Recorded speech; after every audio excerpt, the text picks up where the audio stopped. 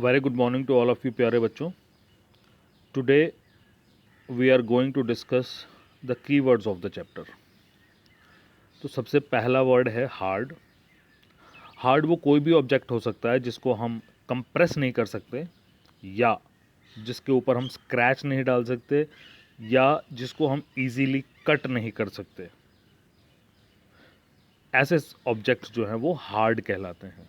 Next है insoluble. Insoluble ऐसी चीज़ें होती हैं, ऐसे सब्सटेंस होते हैं जो पानी में डिज़ोल्व करने के बाद ऐसे के ऐसे ही रह जाते हैं, डिसअपियर नहीं होते और हमको दिखाई देते रहते हैं। आप आटा ले लीजिए, आटे को पानी में घोलिए, उसका थोड़ा सा पानी का कलर चेंज हो जाएगा, लेकिन थोड़ी देर के बाद आप देखेंगे उसको कि वो आटा नीचे नीचे बैठ गया है। ओके। आप चौक का पाउडर ले सकते हैं, चौक के पाउडर को घोलने की कोशिश करिए, मिट्टी को घोलने की कोशिश करिए। थोड़ी देर आपको लगेगा कि पानी का कलर जो है वो थोड़ा चेंज हो गया, लेकिन उसको सेटल होने दीजिए 1 घंटे के लिए, तो आप देखेंगे सारी की सारी मिट्टी और चौक पाउडर नीचे बैठ चुका है, वो डिज़ोल्व नहीं हुआ है, डिसअपियर नहीं हुआ है। तो ऐसी चीज़ें इनसॉल्युबल कहलाती हैं। लस्टर। लस्टर का मतलब बच्चों हो गया चमक। ये मेटल्स की प्रॉपर्टी होती है, या किसी भी चीज़ की प्रॉपर्टी हो सकती है जो शाइन करती है, जो चमकती है, जिसमें नेचुरली चमक होती है। मटेरियल। मटेरियल क्या होता है? मटेरियल वो मैटर होता है जिससे कोई चीज़ बनी होती है। फॉर एग्जांपल वुड है, वुड भी किसी न किसी चीज़ से तो बना है ना।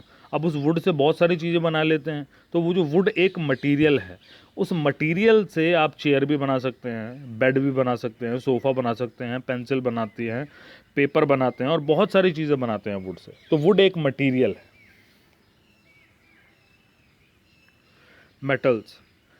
मेटल्स के बारे में आप नेक्स्ट क्लास में और डिटेल में पढ़ेंगे, अभी आप इतना ही जान लीजिए कि मेटल्स क्या होती हैं।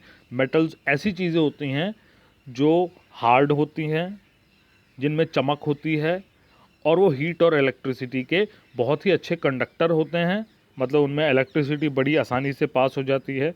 अगर हम उन्हें गर्म करें तो पूरे का पूरा मेटल बहुत अच्छी तरह गर्म हो जाता है। और जिनके अंदर से सोनोरस, सोनोरस का मतलब होता है जिनके अंदर से कुछ आवाज़ आए जब हम उनको स्ट्राइक करें तो। जैसे टन घंटी है, घंटी को जब हम किसी चीज़ से स्ट्राइक करते हैं तो वो टन टन की आवाज़ करती है। आपकी साइकिल की घंटी है, जब उनके अंदर जो स्ट्रक्चर है वो उसको स्ट्राइक करता है तो उसमें से आवाज़ आती है। तो ऐसी चीज़ें मेटल्स कहलाती हैं। ओपेक।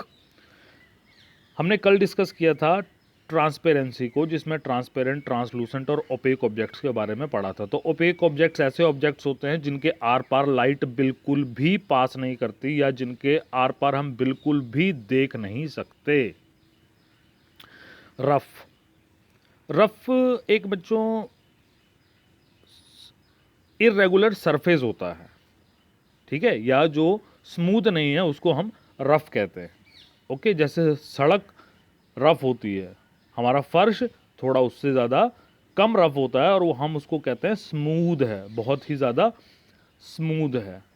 ठीक है।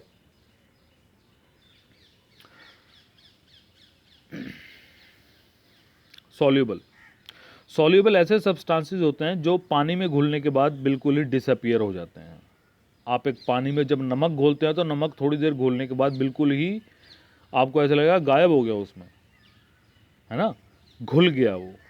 तो ऐसी चीज़ों को हम सॉल्यूबल कहते हैं जो पानी में घोलने के बाद पूरी तरह से डिसअपियर हो जाती हैं। ट्रांसलूसेंट।